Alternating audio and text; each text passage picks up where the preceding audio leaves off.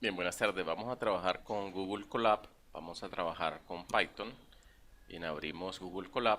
Entonces vamos a importar el archivo CSV de los sismos ocurridos en Colombia en el 2015. Entonces colocamos from google.colab import file, file onload. Elegimos, lo cargamos. Listo, ya ahí está cargado. Entonces vamos a importar pandas y vamos a leer con read CSV. Imprimimos, acá nos muestra. Si queremos mirar las primeras filas, sismo 2015.head, aquí está. Fecha, hora, tipo de sismo, latitud, longitud, profundidad, magnitud ML, que es la escala de Richter, y MW, que es la magnitud de momento, la agencia, número de estaciones, el nombre o forma de la onda, el departamento, el municipio, RMS, el error y el gap. Muy bien.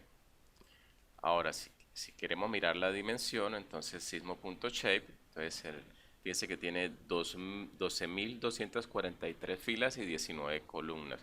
Queremos mirar el nombre de las columnas, entonces el sismo.2015.column, y acá me muestran las columnas que ya hemos hablado.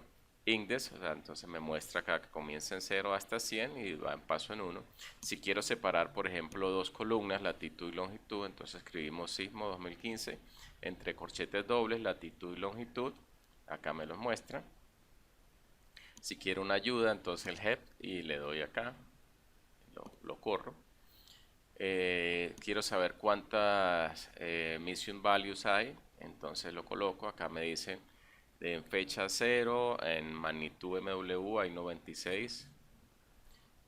Ahora, si quiero información sobre la data, entonces sismo, acá me muestra cada una de las variables como son. Por ejemplo, este es el gap es de tipo entero 64, este es flotante, etcétera. Si quiero trabajar con Folium, por ejemplo, entonces digo import Folium, doy una localización y acá me mostraría el mapa del mundo. Y si quiero, por ejemplo, el de Colombia, entonces centro, latitud y longitud, el tipo de terreno, el límite lo coloco hasta 100 y aquí me muestra el gráfico. Bien, muchísimas gracias.